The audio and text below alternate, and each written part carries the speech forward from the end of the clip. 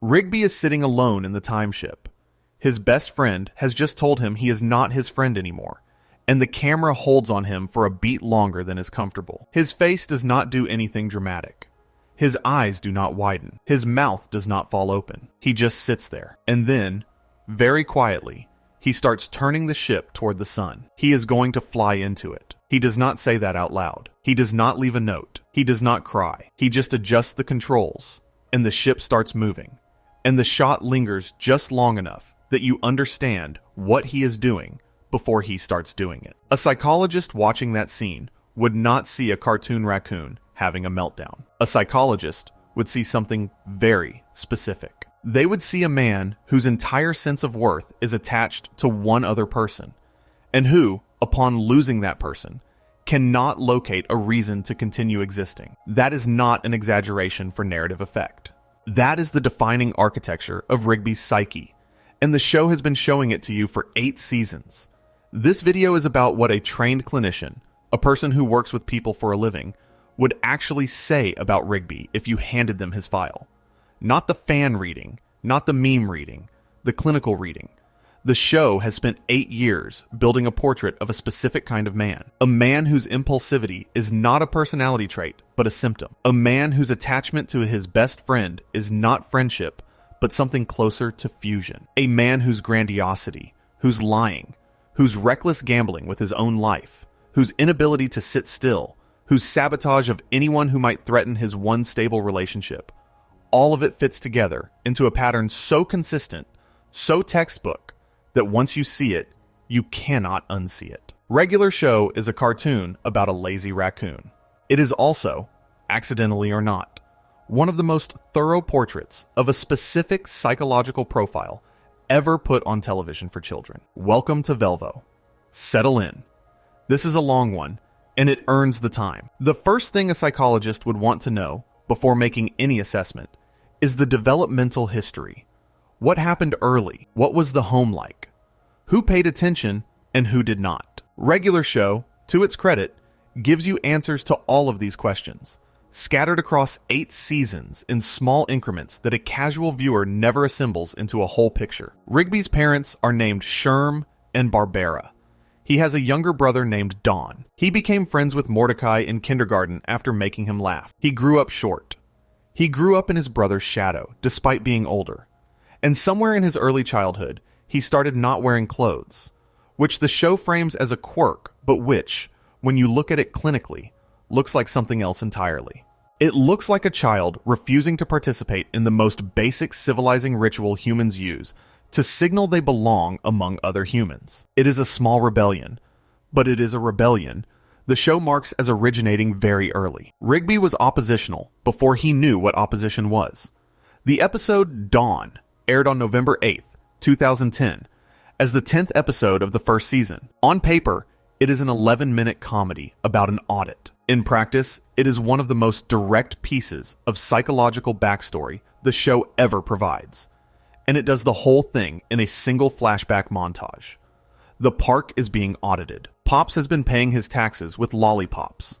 The park needs an accountant, and Rigby's brother Don is an accountant. And Rigby does not want Don to be called. Rigby, in fact, has a reaction to the mention of his brother that is disproportionate to what anyone watching would expect. Benson asks for help. Mordecai says Rigby's brother can help. Rigby says no.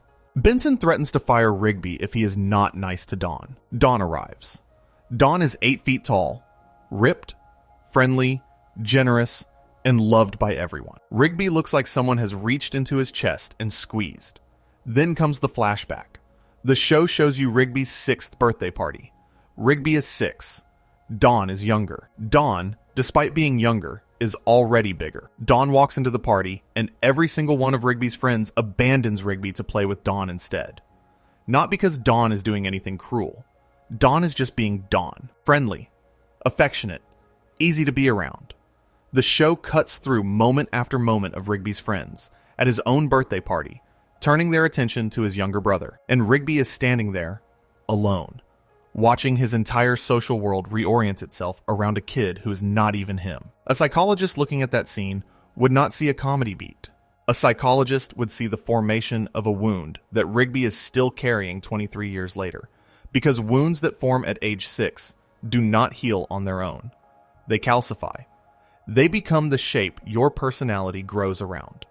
The episode resolves the way half-hour cartoons have to resolve, with Don admitting he was only trying to be like Rigby the whole time, that he admired his older brother, that Rigby's nakedness and spiky hair and attitude were things Don wanted to copy. And Rigby, after a single conversation, lets go of 20 years of resentment. In a real person, of course, that would not happen. In a real person, the wound from the birthday party would still be there the next morning, and the morning after that, and for the rest of their adult life, no matter how many sincere apologies arrived. But the show is not actually pretending that Rigby is healed by this one conversation. The show is simply resolving the audit plot and letting the deeper material sit underneath.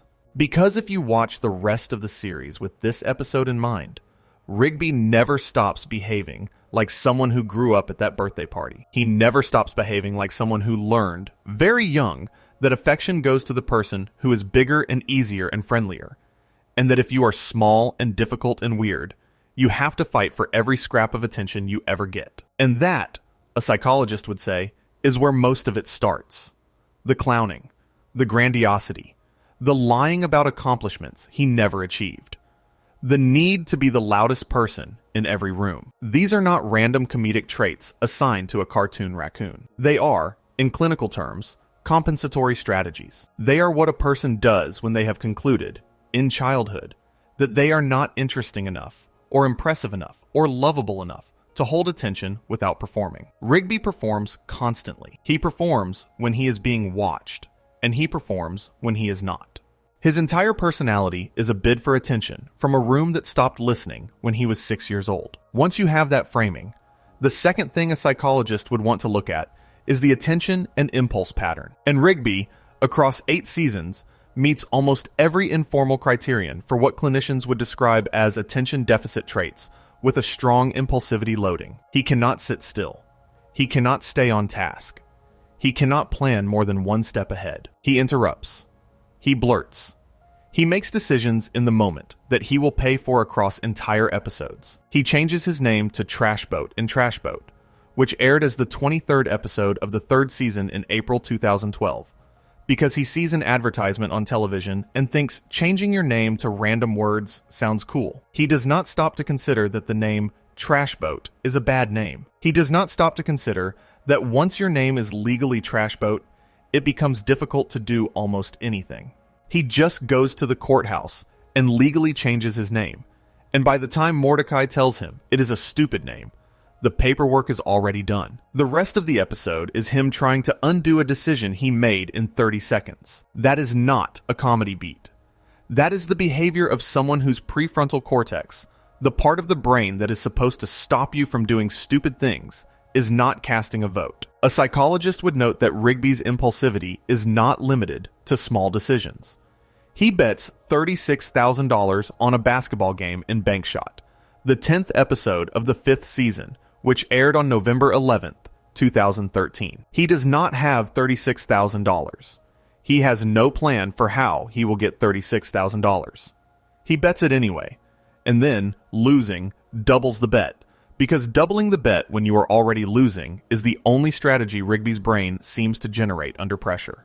He gambles his Excellent hat, which he nearly died getting, as a side wager. That hat, in the episode Excellent, the 17th episode of the 3rd season that aired on February 27th, 2012, is something Rigby put himself in a coma trying to win. He nearly died for it. And in Bank Shot, he bets it against a man with a basketball hoop for a head, because he cannot stop making bets when he is losing. That is not a character flaw the writers gave him for fun. That is impulsivity, as a psychological signature, depicted with more accuracy than most adult dramas ever manage. And here is where a psychologist would start to pull these threads together, because impulsivity alone does not explain Rigby. Impulsivity, plus a chronic need for stimulation, plus a chronic fear of being alone, plus a pattern of self-sabotage, plus a pattern of intense, unstable attachments starts to look less like one isolated trait and more like a cluster. And the cluster, Whatever label you want to put on it has a shape. A psychologist would recognize that shape. Rigby is never calm because calm, for Rigby, is where the bad feelings live. As long as he is making noise, as long as he is in motion, as long as there is some new bet or scheme or challenge or game or prank in front of him, he does not have to notice what is underneath. The moment the noise stops, the moment he has to sit in a quiet room with his own thoughts, he will find something, anything, to break the silence. The show demonstrates this in 100 small moments. Rigby flipping over a table, Rigby jumping onto a microwave, Rigby pushing buttons he has been told not to push, Rigby opening boxes he has been told not to open. The behavior is not random. The behavior is a person fleeing from stillness. The episode Rigby's Body, the 11th episode of the first season, which aired on November 15th, 2010, is one most viewers remember as a throwaway joke about junk food. Rigby eats so much junk food that his body gives up and leaves him. His consciousness is left behind while his body walks off to find someone more responsible to inhabit. It is framed as a surreal punchline about poor diet. But watch it again with the psychological framing, and the episode is doing something stranger. It is showing you a character whose body has to literally abandon him to get him to change his behavior. Rigby cannot moderate. He cannot self-regulate. He cannot eat some junk food and then stop. He eats every snack in the snack bar until his body, as a separate entity from his mind, files for divorce. The show is not being subtle about what it is depicting. It is depicting a person whose relationship with impulse control is so broken that his own body has to stage an intervention. That is not a cartoon about snacks. That is a cartoon about a man who has never in his life been able to say enough is enough. There is another piece of this pattern that a psychologist would want to flag specifically, because it shows up early and never goes away. It is the shortcut behavior, the reaching for an external power source rather than developing an internal skill. The 4th episode of the first season, Death Punchies, is the cleanest possible illustration. Rigby is bad at a game called Punchies. Mordecai keeps beating him. Rigby decides to learn a martial art called Death Kwon Do. He goes to the dojo. The instructor tells him he is not pure of heart and turns him away. And Rigby, instead of accepting the rejection or working harder, waits until the instructor's back is turned and steals the page from the 80-page notebook that contains the technique. He does not earn the move. He takes the move, and then he uses the move to win against everyone, indiscriminately, until the universe corrects him. A psychologist would note that the show, in episode 4 of season 1, has already shown you the master pattern. Rigby does not want to get good at things. Rigby wants to find the cheat code that lets him skip the work. The magic keyboard in The Power, the very first episode of the series, lets Mordecai and Rigby do anything they want, and Rigby uses it to give himself raises and to wish bad things to the moon. The bet at Bank Shot is a shortcut, because Rigby is hoping his gut will deliver him a victory he has not earned. The legal name change at Trash Boat is a shortcut, because Rigby thinks changing his name will make him as cool as the rock star he saw on television. The Excellent Hat is a shortcut, because Rigby thinks an external object will provide him with the identity he cannot generate from within. Even the move he uses to assault Mordecai in their final confrontation is a stolen technique. He did not learn it. He grabbed the page when nobody was looking. The clinical word for this pattern is external locus of control. The person believes that what happens to them is determined by forces outside themselves. Luck, magic, stolen techniques, the intervention of supernatural creatures, other people's effort, Rigby's gut, the Excellent Hat. He is not, in his own internal model, the agent of his own life. Things happen to him. Things appear to him. Things are taken from him or granted to him by powers larger than him. And so the work of building a self that can do things on its own, slowly, over time, never quite begins, because Rigby does not believe that work would even matter. He believes the universe rewards or punishes you based on rules he cannot see, and the best you can do is grab the right shortcut when it appears. That belief, a psychologist would note, is also a defense. It is much easier on the ego to believe that your failures are because the universe was against you than to believe that your failures are because you did not show up for the work. If the universe is against you, you are still the cool kid who would have won if the dice had landed right. If the work was the problem, then you are someone who did not do the work. And the second of those two conclusions is the one Rigby cannot let himself reach. So he stays inside the first one, episode after episode, decade after decade, hoping the right cheat code arrives before he has to look at himself directly. The Death Punchies episode ends with Mordecai, also using stolen Death Kwon Do moves, blocking Rigby's punches and saving them both from the lava they have created. The metaphor is more honest than the show probably intended. Rigby's stolen power destroys things. Mordecai's stolen power, used in defense of the friendship, redirects the destruction. And the resolution does not punish Rigby exactly, but the episode does show you what happens when Rigby's shortcut philosophy plays out at scale. He nearly dies. The world nearly burns. His best friend has to clean it up. And then, in a beat the show plays for laughs, Rigby finally gets to be player one in the video game he wanted to win, and immediately dies to the first enemy on screen, because he was never actually good. He was just complaining about being player two. The skill was never there. He just wanted the shortcut to make him look like it was. Before we move on, if you are enjoying this analysis, please consider subscribing. It helps the channel tremendously. The next thing a psychologist would examine is the relationship with Mordecai, because that relationship is not, despite how the show sometimes frames it, a standard best friendship. A standard best friendship is two people who choose to spend time together, who have other friends and other interests, who would continue to exist as whole people if the other one moved away. That is not what Rigby has with Mordecai. What Rigby has with Mordecai is closer to what a clinician would call an enmeshed attachment. Rigby does not have other close friends.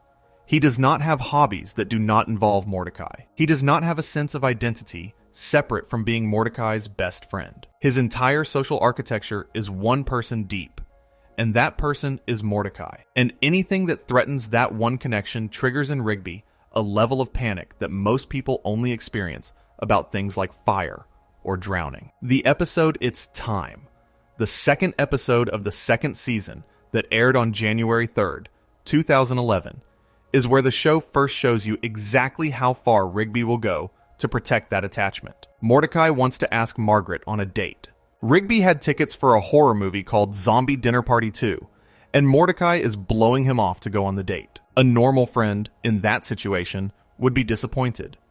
Maybe sulk for an hour. Maybe ask if they can reschedule the movie. Rigby does not do any of that. Rigby goes to the coffee shop and asks Margaret out himself. Not because he is interested in Margaret. He is not interested in Margaret. He does it to sabotage Mordecai. He does it because Margaret represents forward motion, a future where Mordecai is in a relationship, and Rigby is not the most important person in Mordecai's life anymore. And Rigby would rather blow up that future than let it arrive. When Mordecai confronts him about it, Rigby rubs it in. He brags about the date. He keeps pushing until Mordecai, in a moment the show does not try to soften, shoves him off a microwave in the middle of a time vortex and kills him. The show actually kills Rigby. It has to be undone by Father Time and a literal time pony. But for several minutes of screen time, Rigby is dead because he could not tolerate the idea of Mordecai having a life that did not center him. A psychologist watching that episode would not focus on the death. The death is a cartoon convention. A psychologist would focus on the behavior that led to the death. They would note that Rigby's sabotage was not spontaneous. It was planned. It was sustained. He went to the coffee shop specifically. He asked her out specifically. He rubbed it in Mordecai's face for the rest of the day. That is not an impulse. That is a campaign. And a campaign that elaborate against your closest friend's happiness over a single missed movie night tells you something very specific about how much this person's stability depends on the other person being available to them. It tells you that Rigby, at some deep, wordless level, believes that if Mordecai has other priorities, Rigby will cease to matter. And to Rigby, ceasing to matter and ceasing to exist are the same thing. The show comes back to this pattern again and again. Romance is forward movement, and forward movement threatens the stasis of his bond with Mordecai. The stasis is the thing. As long as nothing changes, as long as Mordecai stays exactly where he is, Rigby is safe. The moment anything in Mordecai's life points toward a future that does not include Rigby at the center, Rigby becomes an animal trying to chew through a wall, and the wall is sometimes Margaret. Sometimes it is Mordecai's art school aspirations.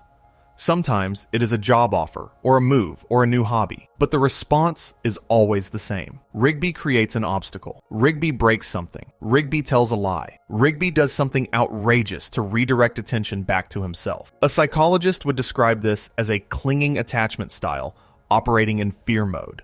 The person's baseline belief is that connection is temporary, that love is conditional, that any moment now, the person they depend on will realize they have better options and leave. And the strategy the clinging attacher develops, sometimes without knowing they are developing it, is to make themselves indispensable by any means available. Indispensable through need, indispensable through drama, indispensable through chaos so constant that the other person never has a quiet moment in which to consider their alternatives. Rigby does this.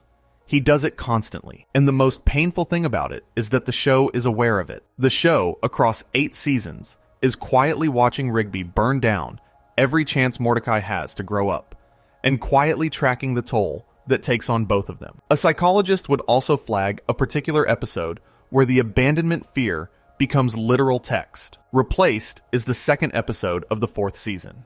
Benson, frustrated with Mordecai and Rigby, is trying out 2 replacement workers, an ostrich named Jeremy and a possum named Chad. The episode plays the setup as a workplace comedy. But what the show is actually depicting, when you watch it with Rigby's psychology in mind, is the manifestation of his deepest fear in the most direct possible form. Someone has been brought in to replace him. Someone is, on a trial basis, being considered as a substitute for him. The job is the metaphor, but the underlying fear is older than the job. The fear is that Mordecai will look at the new worker, the friendlier, more competent, more reliable worker, and decide he likes that worker better. The way Rigby's friends at the birthday party decided they liked Dawn better. The fear is the same fear. The job is just where it is happening this time. And Rigby's response is the response of a person whose abandonment fear has been triggered. He sabotages. He throws a pizza party to undermine the trial. He does not handle the situation by simply being a better worker, because being a better worker is a long-term solution, and Rigby's fear does not run on long-term solutions. His fear runs on right-now intervention. He has to make the replacements look bad now. He has to make the situation collapse now. The slow, patient work of becoming someone who would not need to be replaced is not in his behavioral repertoire. The behavioral repertoire is sabotage, disruption, chaos. Make the new person look worse so that the old person looks better by comparison. A psychologist would recognize that as a classic anxiety-driven coping strategy, and would also note that it works in the short term. The replacements decline the job. Rigby gets to keep his place. The fear gets soothed for one more episode, but the fear itself is not addressed. The fear is still there, ready to be triggered the next time someone walks into the park and does something competent. The single clearest depiction of Rigby's attachment terror, of course, comes in Regular Show, the movie, which premiered on August 14th, 2015. The film's central reveal is that in high school, Mordecai got into the college they had both applied to, a school called College University that advertised itself as the college for everyone. Rigby did not get in. And what Rigby did, rather than let Mordecai go to college without him, was forge a rejection letter to make Mordecai believe he had not gotten in either. Rigby stole Mordecai's acceptance letter. Rigby typed up a fake rejection. Rigby slipped it into Mordecai's mail slot. And Rigby lived with that lie for years, through the entire stretch of time the show has been following them, watching Mordecai work a dead-end job, and never knowing that his best friend had stolen his future from him. Think about what that actually means. Think about the person who could do that. The film understands exactly how serious this is. When Rigby is finally forced to read the rejection letter aloud, the letter is not just a rejection. It is cruel. It insults Rigby's intelligence. It calls him stupid in corporate language. It makes clear the school does not want him, even though the school accepts everyone. And when Rigby has to read those words out loud to his best friend, the park workers react with a quiet that is almost unbearable to watch. Benson, who has spent the entire show calling Rigby a slacker and a screw-up, winces. The man who yells at Rigby for a living cannot look at him during this scene, because Benson, for all his frustration, is watching a person he knows be publicly humiliated by a document that confirms the worst thing that person already believes about himself. A psychologist would pause on this, because the forged rejection letter is not just a plot point.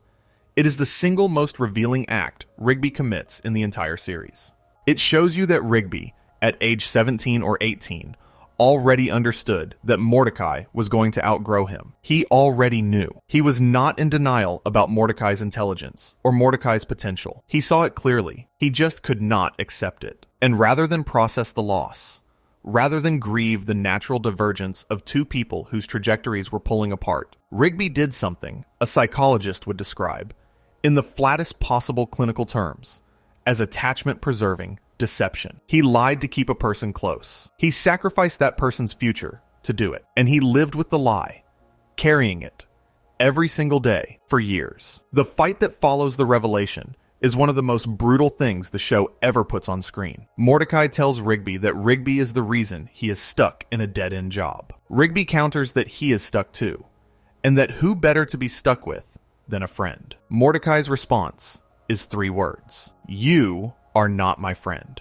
And then he adds that all Rigby has ever done is hold him back, and that he is the idiot for not seeing it until now. And Rigby, having heard those words, turns his ship toward the sun. A psychologist would note, without dramatizing it, that this is suicidal ideation triggered by perceived abandonment in a person whose entire identity is attached to the relationship with the abandoning party. That is a textbook presentation. It is not exaggerated. It is not symbolic. It is the literal clinical shape of what is being depicted. Rigby tries to kill himself because Mordecai told him he was not his friend, and because without that friendship, Rigby cannot locate a reason to continue. The film pulls back from the suicide. The plot requires him to survive, but the film does not pretend the moment did not happen. It holds on his face. It shows you him making the choice. And then it brings him back, and resolves the fight with a reconciliation that is emotionally earned, because both characters have had to look directly at the damage Rigby has done. But the damage is real. The damage exists. Mordecai is stuck in a dead-end job, because Rigby forged a letter, and the show, to its credit, never fully pretends that wound closes. It is there. It is underneath. It informs everything that comes afterward. There is another episode worth pulling out here, because it shows the same fear from the inverse angle. Just Set Up the Chairs is an early episode where Mordecai and Rigby are tasked with setting up chairs for a children's birthday party. Mordecai, looking for the last few chairs, walks alone into the shed. Inside the shed is a video game monster that has crossed over into reality, the destroyer of worlds, and the monster nearly kills him. Rigby, hearing this, panics in a way that is sharper and more focused than his usual panic. He does not collapse. He does not run. He does not joke. He goes after the thing that is threatening Mordecai, and he defeats it, and he gets Mordecai out. A psychologist would note that this is one of the few moments in the series where Rigby exhibits clear, decisive, competent action under pressure, and the trigger for that competence is the threat of losing Mordecai. The same nervous system that cannot complete a routine task can mobilize, instantly and effectively, when the attachment object is in danger. That is, in clinical terms, a fear priority system. The system only works when it believes everything is at stake, and for Rigby, everything is only at stake when Mordecai is. The same pattern shows up in Meet Your Maker, where Rigby, having broken the thermostat in the meat locker, watches Mordecai pass out and immediately believes he has killed him. He does not laugh. He does not deflect. He sounds like he is about to cry. The voice cracks. The eyes change. For a moment, the performance drops and you see the underneath self. And then Mordecai wakes up and the performance comes back and the moment passes. But a psychologist would mark those moments and put them in the file. Rigby is fine until Mordecai is in danger. Then he becomes someone else for a few seconds. Then the performance reassembles. Then he is Rigby again. The integrated self is in there. It just only comes out when the alarm bells are ringing loud enough to overpower the defenses. The next region a psychologist would want to explore is Rigby's relationship to failure, because Rigby has a very specific relationship to failure that is different from how most characters on television handle it. Most characters, when they fail, either laugh it off or try again with more determination. Rigby does something different. Rigby, when he fails, doubles down. He does not learn. He does not adjust. He escalates. This is most visible in the episode Rigby in the Sky with Burrito, the 18th episode of the 5th season, which aired on February 24th, 2014. The setup is that Rigby thinks he is about to attend his high school reunion, and he realizes he has not accomplished a single one of the things he told his classmates he would accomplish. His senior page, shown in flashback, contains a long list of achievements he was going to rack up. Become a famous heart surgeon. Ham bone for the Pope. Take a picture while mooning on all 7 continents. Slam dunk in the Olympics. None of these are realistic. None of them were ever going to happen. And yet Rigby at 17 or 18 stood in front of his classmates and told them, seriously, that these were his plans. A psychologist would recognize that immediately. A psychologist would call that grandiose compensation. A teenager whose actual life is going poorly, whose grades are bad, who is not going to college, whose future is entirely uncertain, manufactures an alternate future made of impossible achievements and presents it as real. And the reason that teenager does that is not because he believes it. He does not believe it. He knows, at some level, that he is not going to ham bone for the Pope. The reason he does it is because admitting the truth is unbearable. Admitting the truth is saying out loud that he is already failing. Admitting the truth is letting his classmates see what he already sees, which is that he is going to be a nobody. So he invents a heroic self and hands it to them and hopes they believe it long enough for him to get out of the room. And then the reunion shows up in the mail 6 years later, and Rigby has to face the fact that none of it happened. That he is a groundskeeper.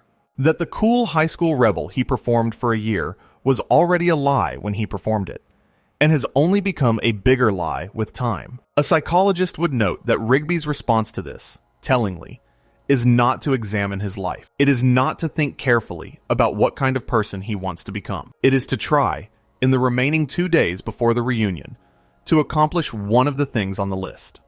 Just one. Any one.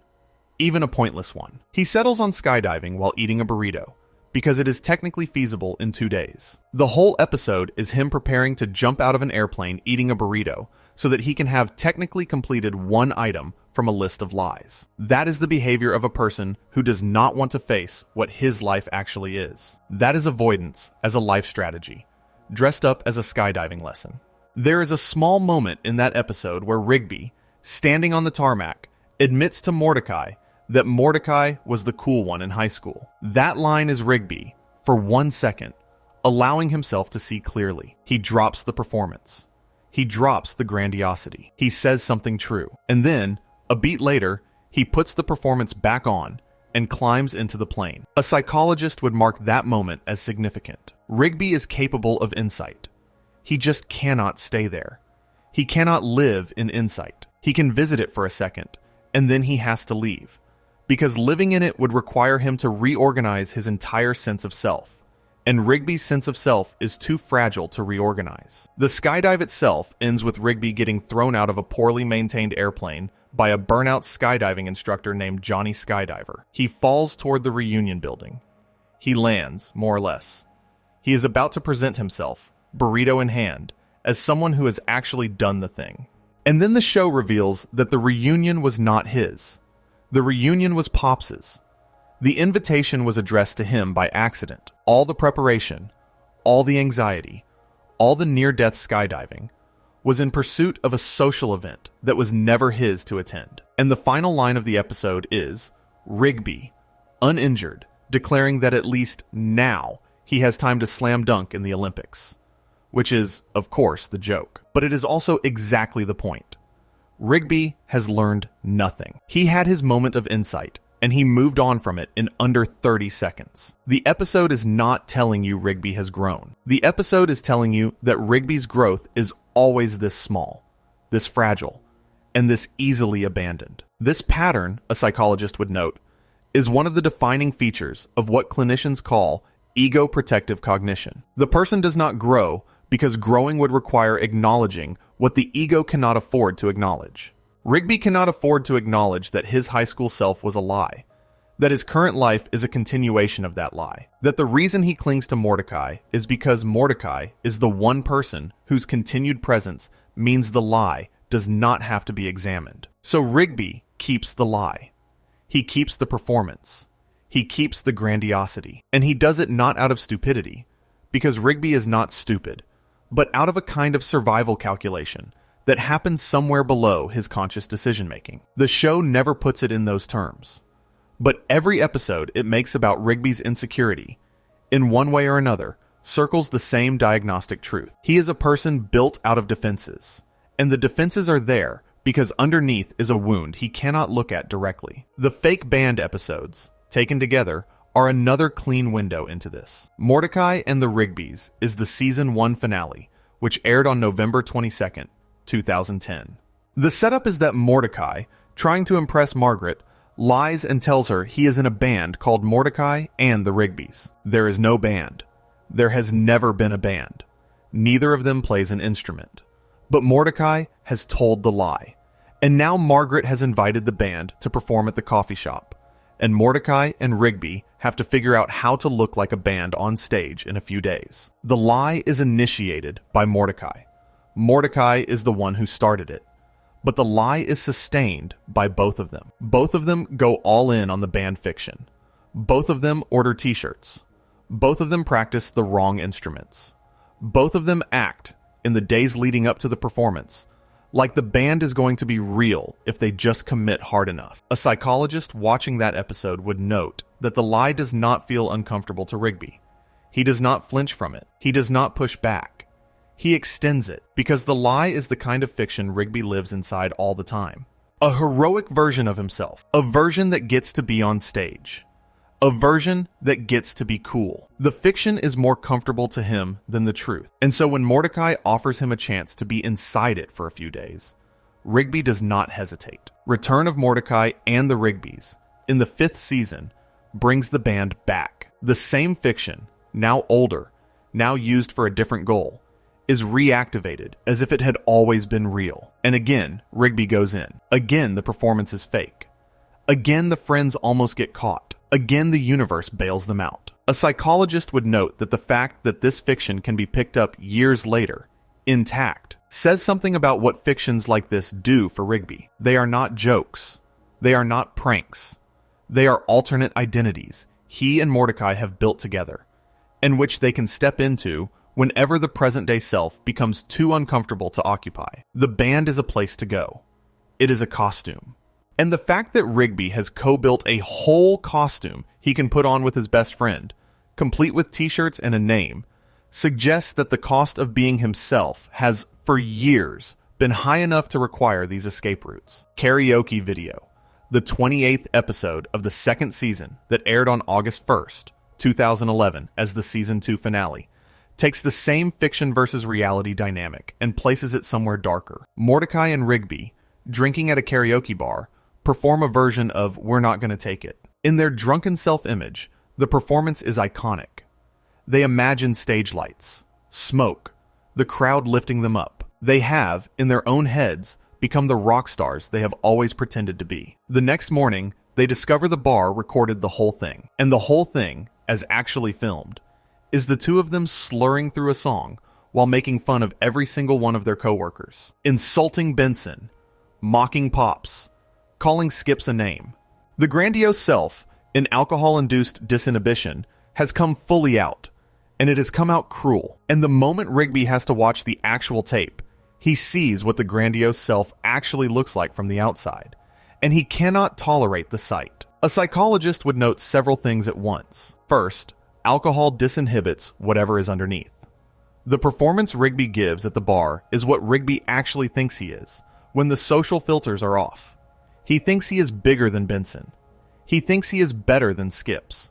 He thinks he is funnier than Pops. The mockery is not a one-time slip. The mockery is the grandiose self speaking with the volume turned all the way up. Second, Rigby's response to being shown the tape is not to apologize. His response is to spend the entire episode trying to destroy the tape. He cannot tolerate the existence of evidence.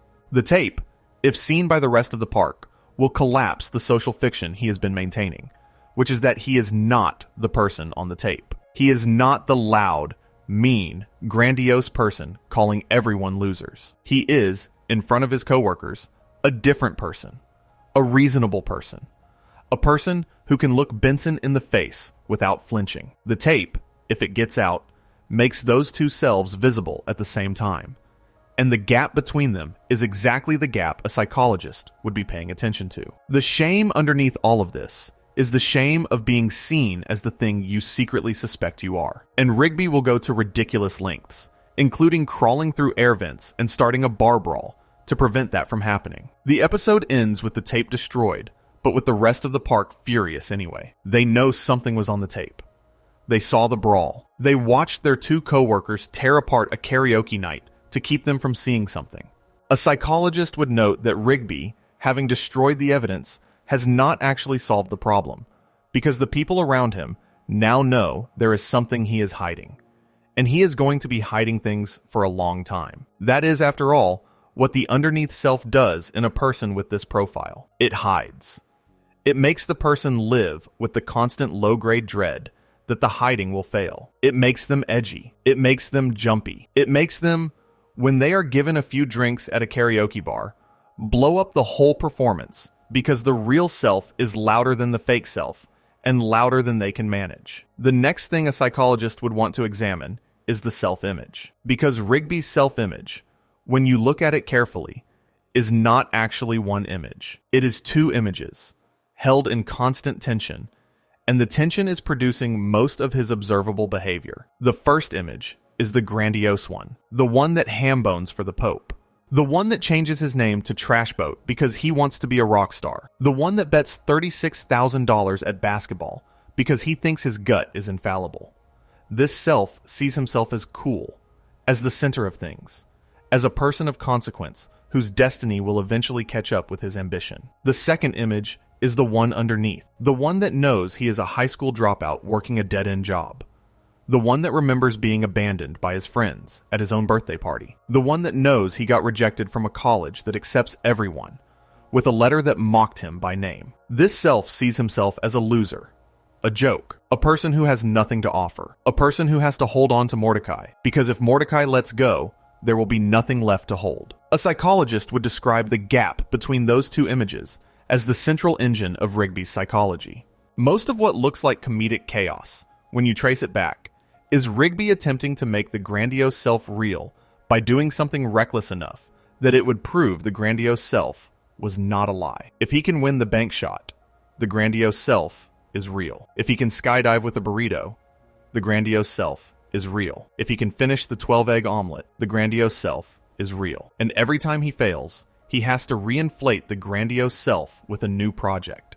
Because if he does not, the underneath self will rise up and he will have to look at it. Rigby's restlessness is not boredom. Rigby's restlessness is a person who cannot stop moving because stopping would mean seeing. The episode Excellent, which aired on February 27th, 2012, as the 17th episode of the third season, is a particularly clean illustration of this. The premise is a trucker hat.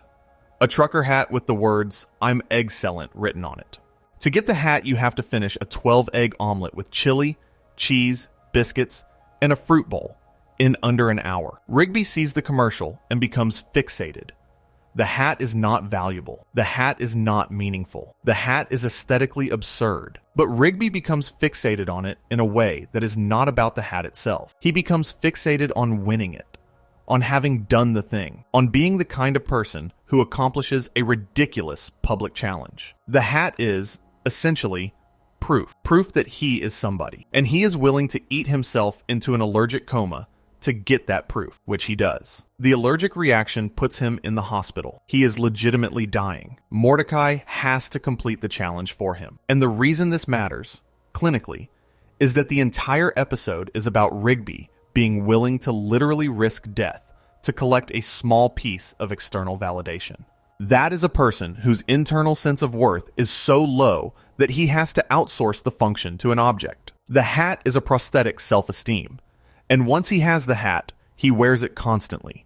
He treats it like it is part of his body. In Bankshot, 26 episodes later, when Cash Bankus demands the hat as a side wager, Rigby hesitates. The show makes it clear he is hesitating because of what the hat cost him, but he still bets it. He bets it because his grandiose self cannot allow him to back down from a bet. The grandiose self would rather lose the hat than be seen backing down. And so, in a single moment, Rigby loses the hat, which is to say he loses the external object that has been propping up his self-worth, and immediately spirals. He spends the rest of the episode trying to win it back, asking his younger brother for help, building a replica of the arcade game, practicing through the night. It is one of the few times in the series where Rigby does sustained, disciplined work on something, and he only does that work because the alternative is accepting a loss too painful to accept. The god of basketball, in a Deus Ex Machina resolution, declares that the shot Rigby made while losing the hat was, in fact, still bouncing, and eventually goes in. Rigby wins the hat back. The grandiose self survives for another episode. But a psychologist would notice that Rigby never actually had to deal with losing. The universe bailed him out.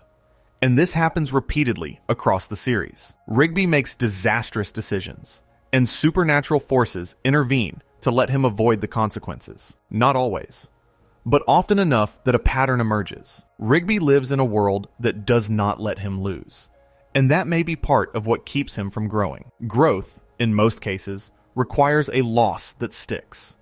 Rigby's losses do not stick. They get undone, and he walks away from each one with the grandiose self intact, which means the underneath self is never truly confronted. There is an exception. There is one loss in the entire series that does stick, and a psychologist would note it immediately. It is the forged rejection letter. The film version of that conflict forces Rigby to read the letter out loud, in front of everyone, and hear himself described in plain language as the stupid person college university does not want. And that moment is not undone. It cannot be undone. The letter exists. The letter is real. And Rigby, for the first time in the series, has to look at the underneath self without a protective fiction covering it. That is why the movie's emotional weight is so much heavier than any episode. That is why he turns the ship toward the sun. The underneath self has been exposed. And without the grandiose self to hide behind, Rigby cannot figure out how to keep living. Before we move on, if you are enjoying this analysis, please consider subscribing. It helps the channel tremendously. The next region of analysis concerns Rigby's relationship to women, and specifically his long, slow, occasionally touching progression with Eileen. Because the Eileen storyline, across the series, is in many ways the place where a psychologist would look for evidence that Rigby is capable of change. And the evidence is complicated. Eileen enters the show in a minor way. She is Margaret's co-worker, voiced by storyboard artist Minty Lewis. She is a mole. She wears glasses. She is written, initially, as a joke. A character whose affection for Rigby is played as something Rigby does not deserve and does not particularly want. A running gag. The show does not seem to know what it wants to do with her for a long time. Rigby treats her with casual dismissiveness. He says in the episode diary that he thinks she looks hot without her glasses. She hears him. She takes the glasses off. He panics. The moment is played for laughs. A psychologist would note that Rigby's first genuine expression of interest in Eileen happens specifically because she is not around to hear it. He can admit the truth only when there is no risk of commitment. The moment she becomes a real person in the scene, he retreats. But the show, slowly, starts to trust Eileen more. It gives her scenes. It gives her a life. It gives her a plan. And here's where the psychology gets interesting. Because the thing that actually shifts Rigby is not that he falls in love with her. The thing that shifts Rigby is that Eileen has a plan for her life, and Rigby does not. And for the first time, he starts to be ashamed of that gap. This is not romance. This is status anxiety. This is Rigby realizing that the woman who has patiently tolerated him for years is going somewhere, and he is not. And the distance between them is about to become insurmountable if he does not do something. The episode that turns this into a real arc is the Eileen Plan, an episode in Season 7 that aired on November 13th, 2015. The premise is that Eileen reveals she has an ambitious, detailed plan for her life. She wrote it in 6th grade. It includes things like lowering the age of presidential eligibility to 25, becoming the president, eliminating peanut allergies, and marrying someone brilliant, preferably with several patents to his name. But really smart was acceptable too. And Rigby, hearing this, realizes that he is a 23 or 24-year-old groundskeeper with no high school diploma, and that if he does not do something, he is going to be left behind in a way he cannot recover from. So he goes, in secret, back to high school to finish his diploma. He does not tell Eileen. He pretends to be sick. He lies. He tells elaborate lies about why he cannot hang out. And all of it is so that when he finally graduates, he can show her the diploma and feel like he is somebody she can be with. The episode is not subtle about what it is doing. Rigby, in the end, confesses. He tells Eileen he never graduated. He tells her he has been studying in secret because he wanted to deserve her. And Eileen, famously, responds by saying she does not need a genius. She likes him the way he is. A psychologist, hearing that, would note a few things. First, this is the first time in the series Rigby does sustained, effortful, difficult work for a reason that is not a bet or a dare or a stunt. He is studying geology. He is going on field trips. He is showing up to class for weeks. This is not impulsive behavior. This is planned, sustained, disciplined effort. It is unusual for him. It is, in clinical terms, evidence of a developing capacity for delayed gratification. Second, the secrecy is telling. A psychologist would note that Rigby's first instinct, when trying to improve himself, is to hide the attempt. He does not want anyone to see him trying, because trying, for Rigby, is the most vulnerable thing a person can do. Trying means you have admitted you are not already enough. Trying means the grandiose self is off. Trying means the underneath self is visible, and the underneath self believes it is not going to succeed. And so the trying has to be done in private.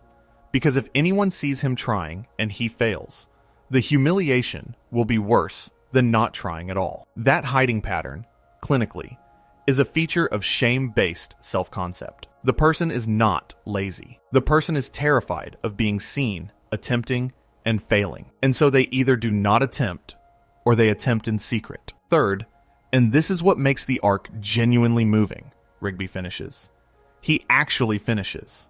He goes back, in later episodes of the same season, deals with his old high school nemesis, gets through his classes, and eventually graduates. He gives a speech at his graduation. And the speech is real. It is not ironic. It is Rigby, on a stage, actually saying something true about himself and about growing up. And a psychologist watching that speech would see something they do not get to see often in fictional characters with Rigby's profile. They would see a person who has started to metabolize his shame rather than run from it. He is still performing, because Rigby is always performing. But the performance has content now. It has something real underneath it. That is, in clinical terms, integration. The grandiose self and the underneath self are starting to merge into something more whole. The show knows what it has done. The final seasons of regular show treat Rigby differently than the early seasons do. He is still chaotic. He is still impulsive. He still has the voice William Sellers gives him. That rasp, that manic tonal rise on every third word. But the motivations are different.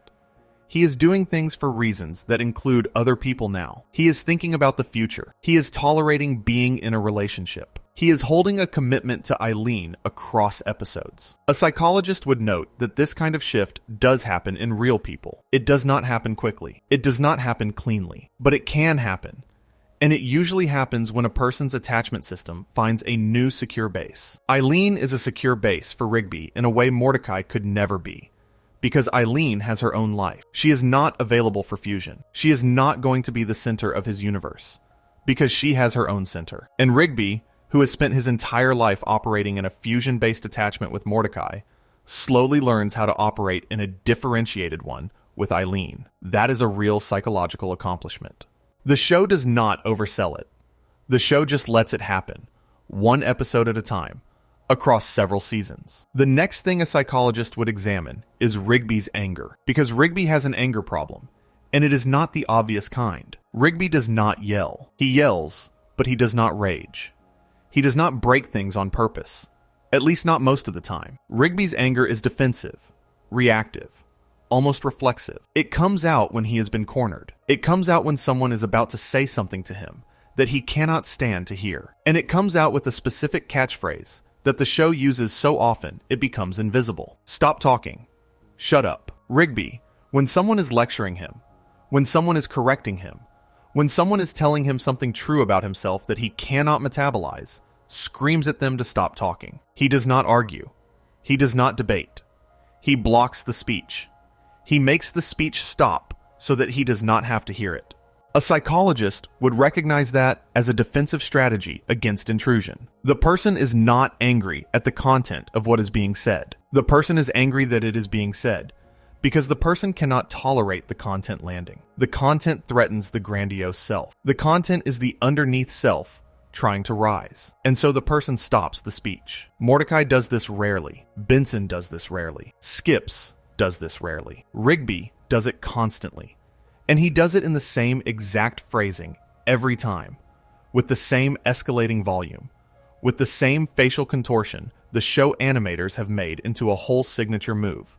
The shark face, where his nostrils flare upward and his eyes seem to migrate toward the sides of his head. That face is not a comedic face. That face is a person whose nervous system is in threat mode. That face is a person whose brain has registered incoming information as dangerous and has routed all available resources to making the information stop. And the information, almost every time, is the same information. It is some version of "you are wrong. You are failing. You are not as cool as you think. You are not as smart as you think. You are going to lose. Stop. Shut up.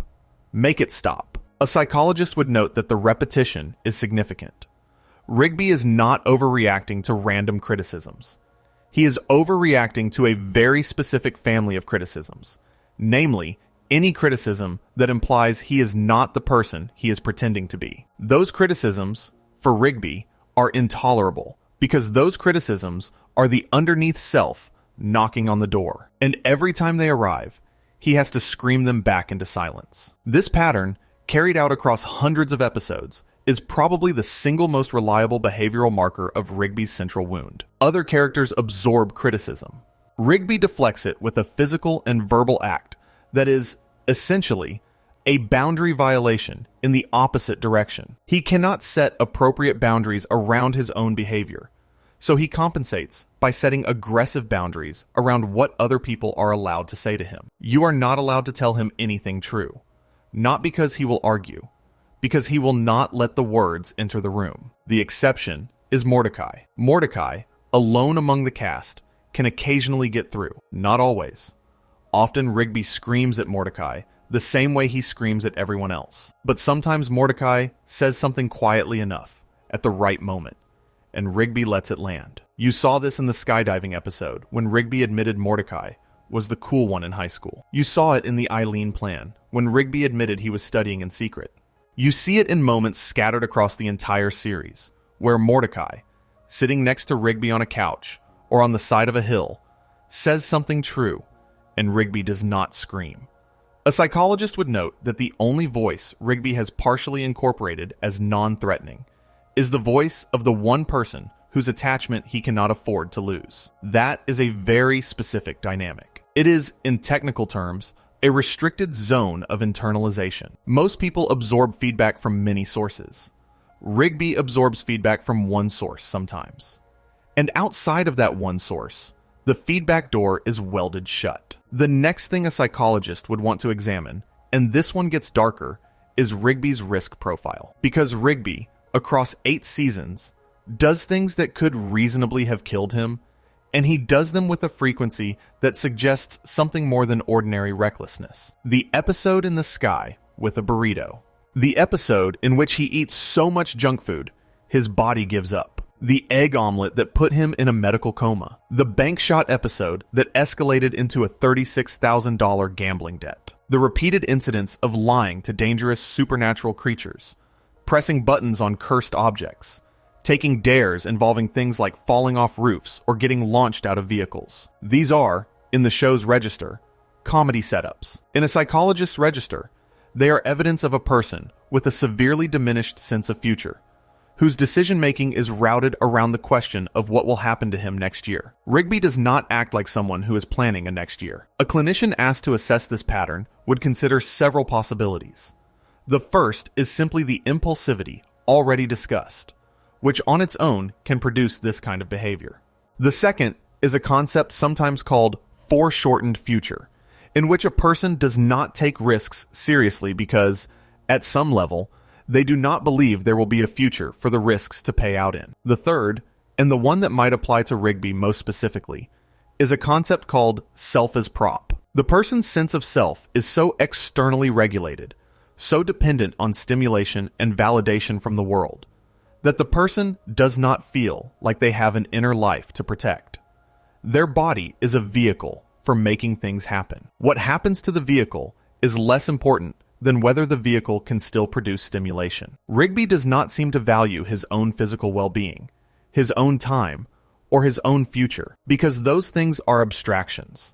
What he values is what is happening right now, and whether right now feels like something. The movie's suicide scene, already discussed, fits this framework. Rigby, having been told he is not Mordecai's friend, does not experience a desire to end his life for its own sake. He experiences a sudden absence of reasons to keep it going. The vehicle has no fuel. There is no stimulation coming. There is no validation coming. There is nothing to play off of. And without those inputs, Rigby cannot generate a reason from inside himself to keep the vehicle running. That is a frightening picture of a character in a children's cartoon. It is also, a psychologist would say, a very accurate depiction of a certain kind of psychological fragility. The person who needs constant input from the environment to feel real is a person who becomes, in isolation, a ghost. Think about what that actually means for how Rigby moves through the world. Every fake bet, every dumb stunt, every loud outburst, every act of sabotage is not random. It is Rigby trying to confirm he exists. The noise is confirmation. The chaos is confirmation. Even getting yelled at by Benson is confirmation, which is part of why Rigby, despite constantly complaining about Benson's yelling, also reliably does things that guarantee Benson will yell at him. Being yelled at is a form of being seen. Being seen is a form of being real. And Rigby, who at some wordless level believes he is not real without external attention, will generate attention by any means available, including the negative kinds. A psychologist would recognize this as a common pattern in children who grew up under conditions where positive attention was scarce. When the only attention available was negative, children learned to provoke it because negative attention was still better than no attention. And many of them carry that pattern into adulthood, which looks from the outside like the behavior of a person who enjoys getting in trouble. The person does not enjoy getting in trouble. The person is trying, badly, to feel real. Before we move on, if you are enjoying this analysis, please consider subscribing. It helps the channel tremendously. The next region a psychologist would want to map is the relationship between Rigby and Muscle Man, because Muscle Man, oddly enough, may be the closest thing to a mirror Rigby has on the show. Mordecai is not a mirror. Mordecai is the secure attachment figure, the calmer one, the one whose presence regulates Rigby's chaos. Skips is not a mirror. Skips is an authority. Pops is not a mirror. Pops is a child in an old man's body. Benson is the boss. High Five Ghost is barely a person. But Muscle Man, on close inspection, is built out of many of the same materials as Rigby, just sized larger and with a different specific compensation strategy. Both Rigby and Muscle Man are loud. Both are insecure underneath. Both have catchphrases they overuse. Rigby has "Topta say stop talking." Muscle Man has the "my mom" joke. Both signature lines are, in clinical terms, performances of confidence designed to occupy social space and prevent vulnerable material from arriving. Muscle Man yells about his mom because if he is talking about his mom, he is not talking about his weight, his loneliness, or his fear of being seen as the kind of person his mom would be embarrassed by. Rigby yells, "Stop talking," because if the other person stops talking, Rigby does not have to hear what they were about to say. Different words. Same defensive function. A psychologist would note that Rigby's relationship with Muscle Man is unusually antagonistic for two characters who, on paper, should get along. They like the same kinds of jokes. They have the same kind of taste in entertainment. They are both at the bottom of the social hierarchy at the park. They should be allies. They are not. Often, they are rivals. And the reason, a clinician would suggest, is that Rigby looks at Muscle Man and sees a version of himself he cannot stand. Muscle Man is loud, but louder. Muscle Man performs, but more shamelessly. Muscle Man's grandiose self is operating without any apparent awareness of itself. And the part of Rigby that knows he's performing, that has the small amount of insight that comes through in the skydiving episode and a few other moments, looks at Muscle Man and recoils from the spectacle of someone doing the same thing without apparent self-awareness. That is, in technical terms, projected disgust. The thing the person hates most is not the trait in the other person. It is the trait in themselves that they recognize most clearly when they see it externalized. Rigby cannot stand watching Muscle Man because Muscle Man is what Rigby's defenses look like when there is nobody monitoring them. The episode Muscle Mentor, sometimes cited as the moment Rigby is at his most insufferable, has Muscle Man taking Rigby aside to teach him how to do the job correctly. The premise is comedic. The subtext is more interesting. Muscle Man, who is operating with the same compensatory profile as Rigby, but with longer service at the park and slightly better impulse control, is being asked to civilize Rigby. The two of them are too close, behaviorally, for the mentorship to work cleanly. They are not master and apprentice. They are two versions of the same broken mechanism, and one of them has been slightly more stable for slightly longer. And so the lessons land sideways. Rigby is humiliated. Muscle Man is satisfied. Both of them remain essentially who they were. A psychologist would mark that, gently, as evidence that one disordered profile cannot effectively treat another disordered profile, even when the two profiles overlap so heavily that they are practically siblings. Across the rest of the series, Muscle Man and Rigby slowly build something resembling friendship. Not closeness. Camaraderie. The kind of bond that forms between two people who have the same scars and have stopped pretending they do not have them. Muscle Man, by the later seasons, is in a real relationship with Starla. He is becoming, slowly, less performative. He is, in his own way, integrating. And as he integrates, his relationship with Rigby becomes warmer. They are no longer competing for the same resource, which was, in childhood developmental terms, the attention of the room. They have both, by the end, found other places to stand. And once they have, they can finally tolerate each other. The replaced episode discussed earlier, when you hold it up against Muscle Man's later arc, becomes part of a larger thematic shape. The park, across 8 seasons, is a place where various damaged adults are slowly figuring out how to be less damaged. Muscle Man is one of them. Rigby is one of them. Benson, who carries his own anger and loneliness, is one of them. Skips is technically immortal, but is grieving across centuries. Even Pops, who seems unbreakable, eventually has to confront the existence of his own brother, his own shadow, and sacrifice himself to break a cycle. The park is not a workplace. The park is, in a quiet way, a holding container for people who are not yet capable of being on their own. And the show, across its run, watches them, one by one, get just functional enough to leave. A psychologist would find that frame illuminating, because in real life, that is exactly what some communities do. They hold people for a while. They let them be slightly better versions of themselves than they could be alone. And eventually, when a person is ready, they leave. Not because they are healed, because they have built enough internal scaffolding to manage outside the container. The park is that for Rigby.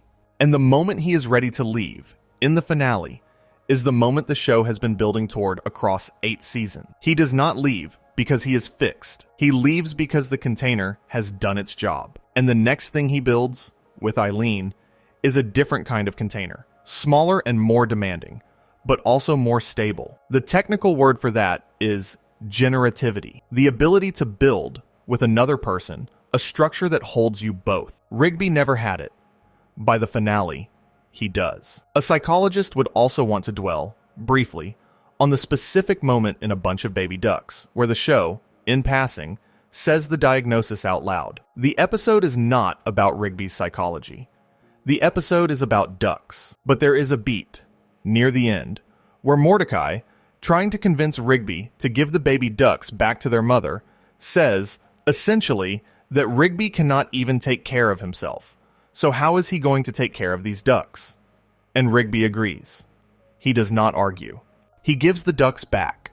The moment is played for warmth. But buried inside it is a clinical observation that Mordecai has clearly been carrying for years and has chosen, in this moment, to say out loud. Rigby cannot take care of himself. Mordecai is, in the gentlest possible way, naming the fact that has structured their entire friendship. Rigby is the kind of person who needs another person to function. He has been that person for as long as Mordecai has known him. And Mordecai, who has been the other person, is using the duck-shaped excuse to point this out without making it a fight. A psychologist would note that Mordecai's willingness to say this, even in this oblique form, is evidence that Mordecai has been doing his own quiet processing of the friendship for a long time. Mordecai is not unaware of what Rigby is.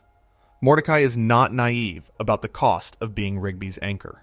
He has been keeping a running account, in the back of his mind, of what this friendship requires of him. And the duck episode is one of the places where some of that account leaks into the dialogue. The fact that Rigby agrees, that he does not scream, "Stop talking," and storm out of the room, is itself notable. He absorbs the feedback. He gives the ducks back. He acknowledges, without quite saying so, that Mordecai is right. That is, from the inside, what slow growth looks like. Not a speech, not an epiphany, a small concession in a comedy episode about ducks that he should not be entrusted with the lives of small animals because he cannot reliably manage his own. The next thread a psychologist would want to trace is Rigby's relationship to authority, because Rigby has a specific relationship with authority that is different from Mordecai's.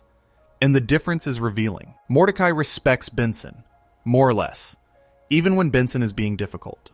Mordecai understands that Benson has power and that Mordecai does not, and Mordecai adjusts his behavior accordingly. Rigby does not do this. Rigby cannot seem to register the actual structure of power. He treats Benson as a peer when Benson has the ability to fire him. He challenges, he mocks, he sneaks around, he mouths off. And when Benson does finally come down on him, Rigby is surprised, over and over, as if he did not see it coming, even though everyone watching the show saw it coming. A psychologist would note that this inability to calibrate to power structures is common in people whose early experience of authority was inconsistent. If the rules changed arbitrarily in childhood, if you got punished for things one day and praised for them the next, the adult version of you does not develop a stable internal map of authority. You treat authority like a slot machine.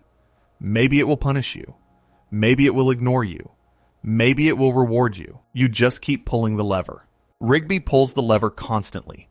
He disobeys direct orders, and he is surprised when he is punished. He lies, and he is surprised when he is caught. He takes things that are not his, and he is surprised when the owners want them back. This is not the behavior of someone who thinks he is above the rules, which would be a different profile entirely. This is the behavior of someone who has never fully internalized that the rules exist as stable things. He knows, intellectually, that there is a rule. He does not feel, in his body, that the rule will necessarily be enforced. And so he tests it.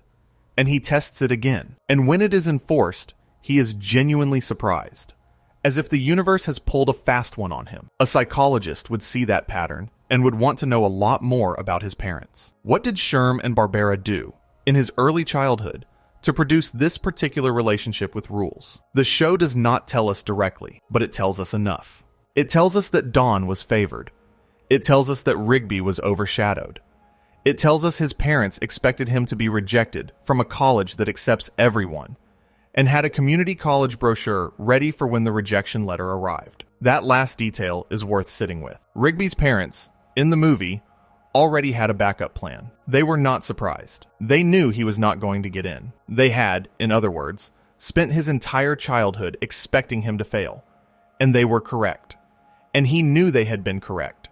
And the knowledge that his parents had accurately predicted his failure is probably a factor in why he could not accept it, and forged a letter to spare his best friend from the same prediction. That brochure, in the flashback, is shown for maybe 2 seconds. It is not commented on. It is not revisited. But a psychologist looking for evidence about Rigby's home life would grab that detail and hold on to it.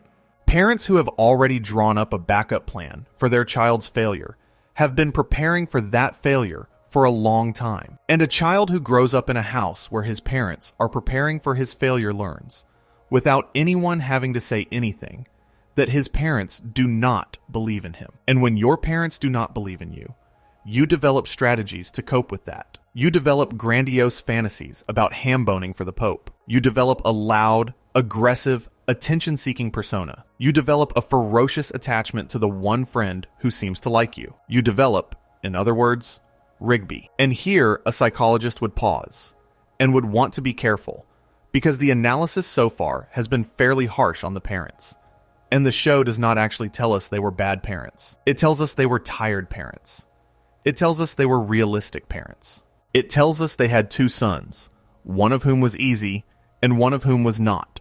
And they managed the situation the way many parents do, which is by investing more in the easier child and assuming the harder child would find his own way. That is not cruelty. That is exhaustion. And it produces a specific kind of wound in the harder child, not because the parents were mean, but because the parents were not quite present enough, not quite encouraging enough, not quite able to imagine a good outcome for the child.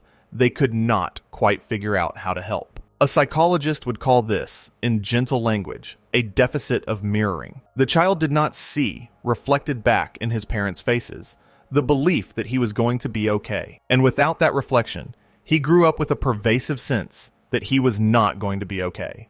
And he built an entire personality around hiding that sense from everyone, including himself. Which brings us to the question of what Rigby is actually afraid of, at the deepest level, because it is not failure. Exactly. Rigby fails constantly. It is not embarrassment, because he embarrasses himself constantly. It is not physical pain, because he puts his body through truly remarkable amounts of damage across the series without it seeming to change his behavior. What Rigby is afraid of, a psychologist would argue, is being unseen, being invisible, being the person at the party that everyone walks past because they are all gathered around Dawn. That is the defining fear. Everything else radiates outward from it. The loudness is a strategy against invisibility. The lying is a strategy against invisibility. The risk-taking is a strategy against invisibility. The attachment to Mordecai is a strategy against invisibility. Because if one person in the world consistently sees you, then you are at least real to that one person, which is better than nothing. Rigby's entire psychology is a defensive formation against the possibility that he will turn around one day and discover that no one has been paying attention to him for years. And here is where, if you look at the show carefully, you find something unexpectedly moving. Because the show, over its 8 seasons, is slowly teaching Rigby to tolerate being less visible, not to disappear, but to be quieter, to not need the constant hit of attention, to hold a real relationship with Eileen that does not depend on being the center of every scene, to work a real job, at least sometimes, to study for a real diploma, to commit, slowly, to a real life. And by the finale, the show has given Rigby what a psychologist would consider a partial recovery. He is still chaotic. He still has the voice. He still would be a difficult client in therapy, but he has built something. He has built a life that includes other people's needs alongside his own. He has tolerated the loss of some of his grandiosity in exchange for the gain of something more stable underneath. He has, in clinical terms, developed a more integrated self. A psychologist would find that arc unusual because most characters with Rigby's profile, in fiction, do not change. They are used for comedy, and then they are either punished or redeemed in a single big climactic moment. Rigby's change is not big. It is small. It is gradual. It is spread across dozens of episodes. And because it is small and gradual, it looks more like how actual change happens in actual people. Actual people do not become different in a single afternoon. Actual people become different over years, with 1,000 tiny decisions, each one slightly better than the last, each one making the next one slightly more possible. Rigby becomes different that way. And a psychologist, watching the last season, would mark that as evidence that the writers, consciously or not, understood something about how recovery works. Recovery is boring. Recovery is slow. Recovery is a guy who used to dodge every responsibility finally showing up to geology class for the 7th week in a row. The next thing a psychologist would examine is the specific quality of Rigby's friendships outside of Mordecai, because the quality of those friendships tells you a great deal about his social architecture. Rigby, despite being the loudest character in the show, has remarkably few deep connections. He is cordial with Skips.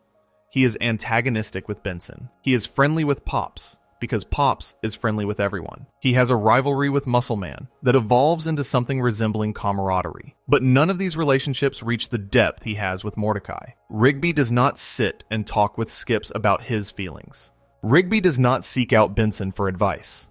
Rigby does not process difficult experiences with Muscle Man. A psychologist would note the absence. A socially healthy adult typically has a network of relationships at varying levels of depth. Close friends, closer friends, acquaintances, family. Rigby has Mordecai at the top and a diffuse layer of acquaintances beneath. There is nothing in between. And that shape is telling. It is the shape, clinically, of a person who has learned to concentrate attachment in one place, because diversifying attachment feels too risky. If you spread your attachment across many people, no single person is essential, but you also have to do the work of maintaining many relationships, any of which can fail. Rigby's strategy has been to put all his emotional eggs in one basket and guard the basket with his life. It is less work.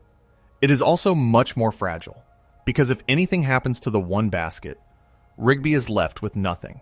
And this is part of what the movie is doing, psychologically, in the fight scene. It is showing Rigby what happens when the basket breaks. He has nothing else. He has no backup relationships. He has no alternate source of meaning. He has Mordecai, and without Mordecai, the world is blank. Eileen, by the later seasons, is slowly being added to the basket, but the basket is still small. By the finale, the basket has 2 people in it, which is an improvement, but not a robust social portfolio. A psychologist would hope, in the 25-year flash forward, that Rigby developed a wider network, that he had parent friends through his daughters, that he got to know his in-laws, that he stayed in touch with Muscle Man and High Five Ghost as adults. The show does not tell us directly. It shows us the family. It does not show us the broader social life. But the family is something. The family is more than he had. And a psychologist would consider that progress. The next region of analysis, and one that deserves more attention than it usually gets, is Rigby's relationship to truth. Because Rigby, throughout the series, has a complicated and revealing relationship with lying. He lies constantly. Small lies, medium lies, occasionally enormous lies. The forged rejection letter is the biggest, but he lies constantly about smaller things. He lies about whether he did his chores. He lies about whether he broke something. He lies about whether he understands a concept he does not understand. A psychologist would call this a shame-driven lying pattern. The person lies not because they enjoy lying, and not because they are a calculating manipulator, but because the alternative, which is admitting the truth, feels unbearable. The shame of being seen as someone who broke the thing, did not do the chore, does not understand the concept, is worse than the risk of being caught in the lie. And so the lie comes out, often without the person having consciously decided to lie. This is an important distinction. Some liars are strategic. They lie because lying gets them what they want, and they feel no distress about the lying itself. Rigby is not that kind of liar. Rigby lies and then, often, feels terrible about having lied. He knows the lies are wrong. He knows he should not be doing it. But when the moment comes, when someone asks him the direct question, he cannot tell the truth, because the truth exposes the underneath self, and the underneath self cannot tolerate exposure. A psychologist would recognize that as a person whose shame system is badly miscalibrated, the threshold for shame is too low. Ordinary situations that most people navigate without discomfort trigger in Rigby a kind of internal alarm, and the alarm makes him lie. And then he has to manage the lie, and then, eventually, the lie collapses. And then he is humiliated in a much larger way than he would have been if he had just told the truth in the first place. This pattern is almost the entire structure of the Trash Boat episode, now that you think about it. Rigby does not want to admit he made a bad decision, so he pretends the decision was good. So he has to defend the decision. so he has to go to increasingly absurd lengths to justify the decision. So he is chased by a fat, washed-up rock star whose name he stole. And in the end, of course, he has to confront the truth. He has to go to the courthouse and pay $50, which he does not have, to undo the decision he should not have made. That entire episode is a compressed version of Rigby's life pattern. Make a bad decision. Refuse to admit it is bad. Defend it to the point of absurdity. Get destroyed by the consequences. Crawl back and fix it, with help from someone who loves you, usually Mordecai. A psychologist would note that this pattern, enacted over and over, shapes Rigby's sense of himself in a feedback loop. He does not trust his own judgment, because his judgment keeps producing disasters.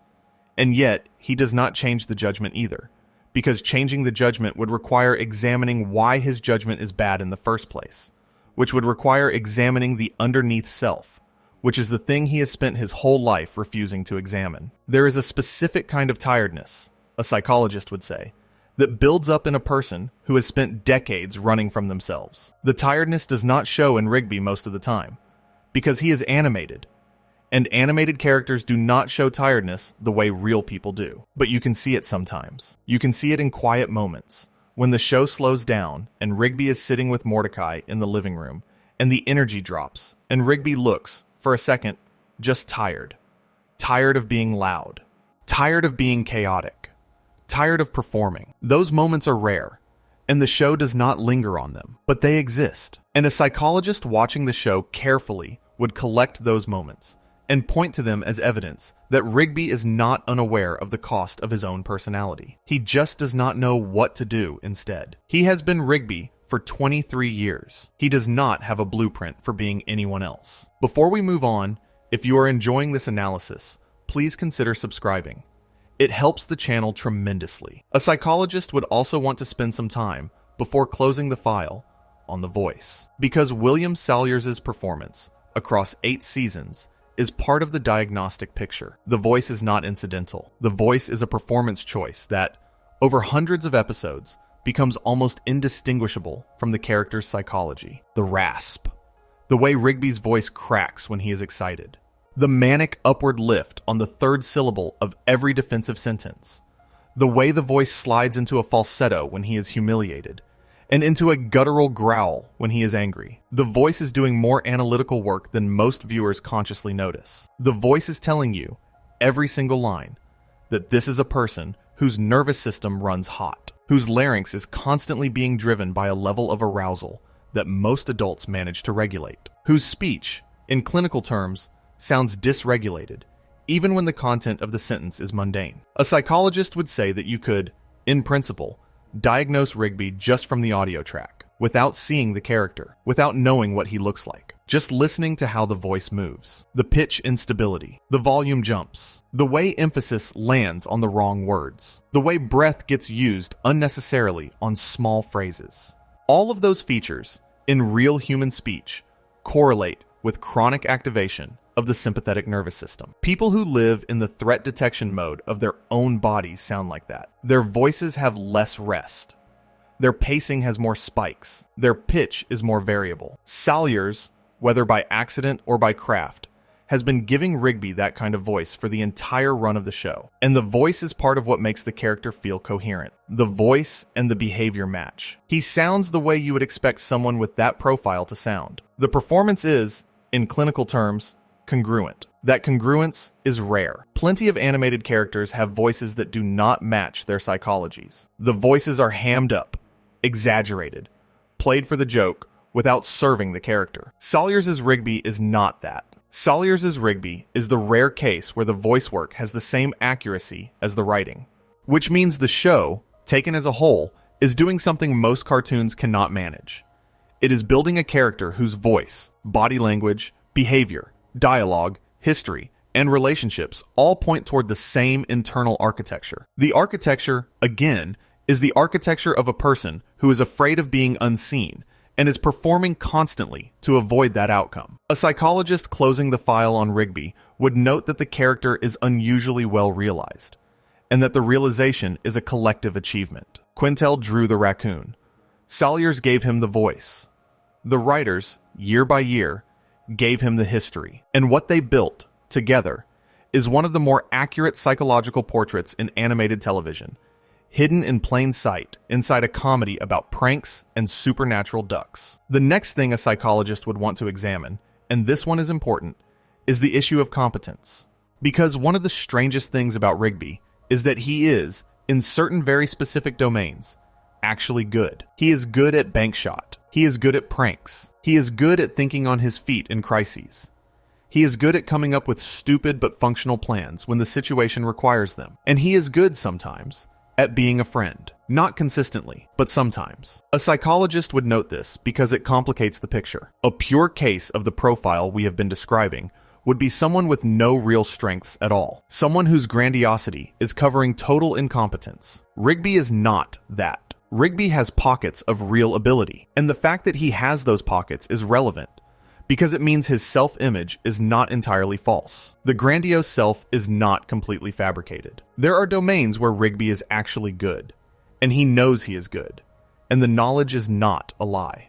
The tragedy, from a psychologist's standpoint, is that Rigby cannot extend those pockets into a sustained sense of competence. He can make a great bank shot, but he cannot study for a test. He can come up with a brilliant plan in a crisis, but he cannot show up on time to work. He can be a good friend in a moment, but he cannot maintain consistent good friend behavior across weeks. The competence is real, but it is episodic. It comes and goes. And because it is episodic, it cannot be built into a stable identity. Rigby cannot think of himself as a competent person because he fails too often between the competent moments. He can only think of himself as someone who occasionally does something cool, surrounded by a sea of screw-ups. And that is a much less stable self-concept than someone who is generally capable and who occasionally makes mistakes.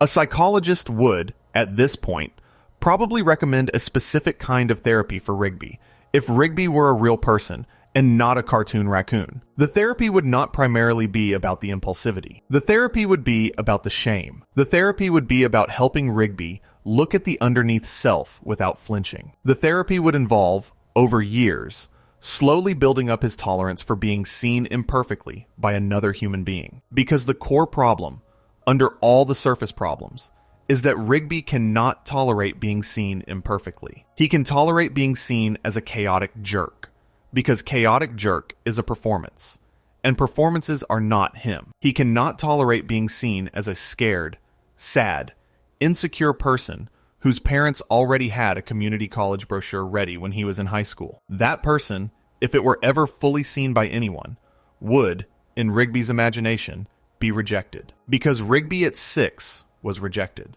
And the 6-year-old in him has been running the show ever since. The show ends without giving Rigby therapy. The show ends with Rigby married, with children, with a life he earned slowly. That is not the same as therapy, but it is not unrelated. What it is, in clinical terms, is a corrective emotional experience delivered across decades. Eileen did not try to fix Rigby. Eileen just kept showing up.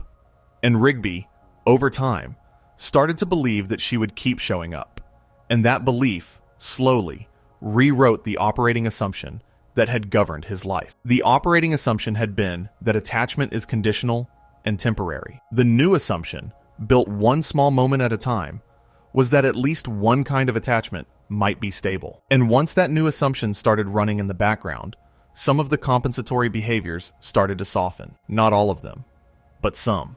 Enough that the Rigby of the finale is different from the Rigby of the first season, in ways a psychologist would actually note in a clinical summary. A regular epic final battle, the 3-part series finale that aired on January 16th, 2017, gives Rigby his final moments on screen, and the moments are quieter than anyone watching the early seasons would have predicted. Pops, having spent the last episodes engaged in a mythic conflict with his evil twin Auntie Pops, sacrifices himself by flying with his brother into the sun, breaking the cosmic cycle that had been resetting the universe. Mordecai and Rigby, having been part of the final battle, return to Earth with the rest of the park crew after 3 years in space. The first thing Rigby does, on the ground, is kiss Eileen. The wiki notes that this is their first proper on-screen kiss. A psychologist would note that this means Rigby, who has spent nearly all of his adult life unable to commit to a single physical gesture of romantic affection in front of other people, performs the gesture publicly in front of his friends on the day he returns to the planet. The defenses, in that moment, are all the way down. The grandiose self is not running the scene. The underneath self has been allowed to come out and act. And what the underneath self wants, when permitted, is to kiss the woman he loves. Then the time skip.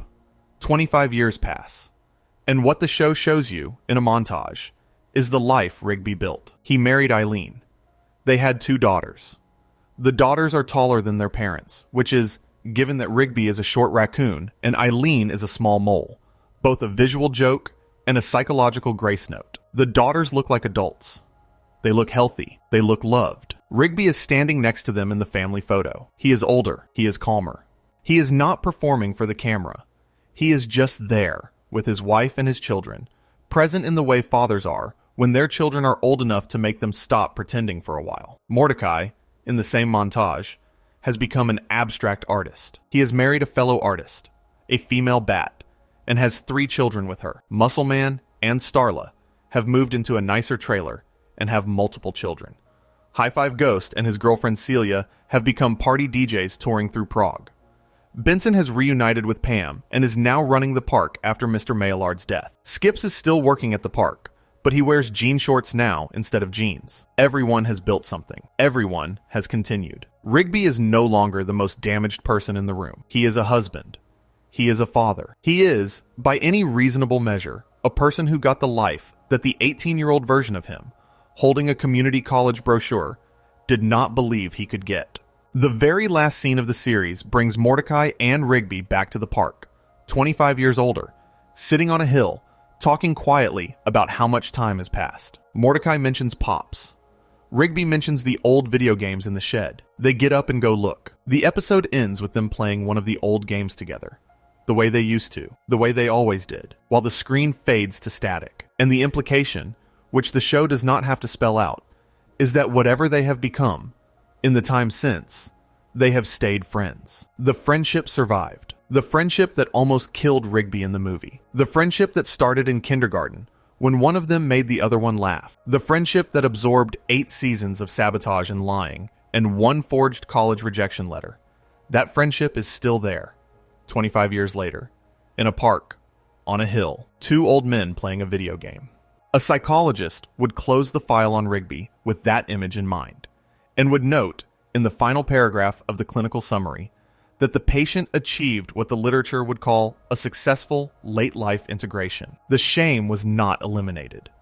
The impulsivity was probably reduced, but not gone. The tendency toward grandiose self-presentation almost certainly persisted in muted forms. But the patient built a stable family, maintained his most important relationships across decades, and demonstrated, in the final scene of his on-screen life, the capacity to sit quietly with another person and be at ease. That last capacity, the capacity to be at ease in someone's presence without performing, is the thing the patient could not do at the start of treatment. By the end, he can do it. That is, in clinical terms, an enormous distance traveled. And here is the final question a psychologist would want to answer before closing the file. What does Rigby want?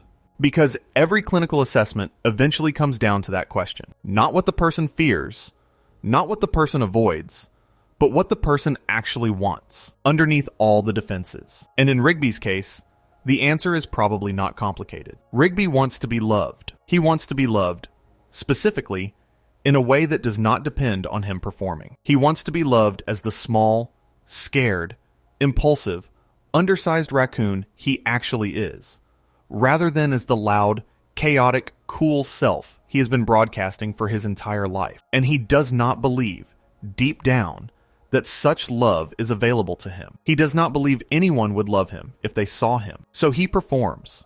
So they will love the performance. And he keeps the real self hidden. And the loneliness of hiding the real self is the background music of his entire existence. The show, in its quiet way, tells Rigby he is wrong about that. Eileen loves him. His daughters, implied by the finale, love him. Mordecai, eventually, chooses to forgive him for the rejection letter and loves him. Even Benson, in the wincing moment in the movie, cares enough to wince. The people around Rigby love him, and they love him in spite of, or because of, the actual raccoon underneath the performance. He cannot quite believe it, probably, even at the end, but the evidence has accumulated. 8 seasons of accumulated evidence that he is not, in fact, unlovable. That the birthday party at 6 was not the end of the story. That there were people who were going to see him, eventually, and stay. A psychologist closing the file on Rigby would probably write, in their notes, that this is a case of severe attachment insecurity with impulsive features, a shame-based self-concept, moderate compensatory grandiosity, a strong tendency towards self-sabotage, and a significant but incomplete trajectory of recovery driven primarily by a secure partner and a sustained friendship. The prognosis, by the finale, would be guarded but hopeful. The patient has built a life he can inhabit. The patient has demonstrated capacity for delayed gratification. The patient has, at least partially, integrated his shame. The patient continues to need ongoing support and will likely have bad years as well as good ones. But the patient is no longer the person he was in season 1. And that, for a character like Rigby, is about as good an outcome as a clinician could reasonably hope for. The last thing that would go in the notes, probably, is the thing the show would want you to remember, which is that Rigby is not a diagnosis. He is a person. A small, loud, insecure, funny, loyal, exhausting, devoted, impossible person. And the show loves him. And the viewers love him. And the love is not in spite of the difficulty, but because the difficulty is part of the same material as the loyalty and the humor. You cannot remove Rigby's flaws without removing Rigby. The flaws are the shape. And what a psychologist would ultimately say, after all the clinical language was put away, is that Rigby is the kind of person who, for all his difficulty, turned out to be worth the patience of the people who stayed. Mordecai stayed. Eileen stayed. Dawn eventually stayed. And Rigby, in the end, stayed too. He stayed with his life. He did not fly into the sun. He did not disappear. He stayed. And he built something. And the something he built was small and messy and his. And it was enough. Think about what that means for a character who began as a raccoon hula hooping in a student film at Cal Arts. J.G. Quintel drew Rigby on a whim. Quintel's wife misheard the original name, Ricky, and he kept the misheard version, Rigby. Sam Marin voiced Benson and Pops and Muscle Man. William Salyers gave Rigby the rasp that became the voice. Nobody sat down in 2010 and said they were going to construct, over 8 seasons, a thorough clinical portrait of attachment insecurity with comorbid impulsivity and shame-based self-concept. That is not how animated sitcoms get made. But what happens when talented writers spend years with a character is that the character accumulates weight. They develop features that were not planned. They become consistent in ways the writers did not explicitly design. And by the end, they are a person, more or less. A person who has shape and depth and internal logic, even if the logic was never articulated by the people who built them. Rigby became that kind of character. He was drawn as a joke. He ended as a portrait. And the portrait, a psychologist would say, is one of the more honest ones in animated television. Because the show did not sentimentalize him. It did not pretend he was secretly always a good person who just needed to be understood. It showed you his actual damage. It showed you the lying. It showed you the sabotage. It showed you the forged letter. It showed you the moment he turned the ship toward the sun. And then, having shown you all of that, it showed you him get better, slowly, in the way real people get better, which is not in a single moment of revelation, but in 1,000 small choices to show up where they said they would show up, to study for the test, to tell the truth, to hug the girl, to let the best friend move away without breaking. A psychologist would close the file, and probably put the file away, and probably, if they had seen the show, feel a little better about the kinds of people they work with. Because Rigby is the kind of patient a clinician sees a version of fairly often. Shame-driven, attachment-fragile, impulsive, exhausting. And what regular show did, across 8 seasons, is tell those patients, whether it meant to or not, that they are not hopeless. That a person with this exact profile can, with enough time and the right people, become someone who is loved and who loves back. That the damage is not the whole story. That the underneath self, terrified as it is of being seen, does not have to stay hidden forever. That there is a version of growing up that does not require becoming someone else. You can just become a slightly more integrated version of who you already were, which, for a character like Rigby, is a lot. For a character like Rigby, that might be everything. The show does not say any of this in those terms. The show is about a lazy raccoon and his blue jay friend working in a park. The show is about pranks and stupid bets and supernatural nonsense and baby ducks who turn into giants. But the reason the show stays with people long after they have watched the last episode is that underneath the pranks and the bets and the ducks is a character study that holds up under more serious scrutiny than anyone had any reason to expect. Rigby, when you look at him carefully, is one of the most consistent and clinically honest portraits of a specific kind of broken, loving, impossible person that animated television has ever produced. He is not a joke.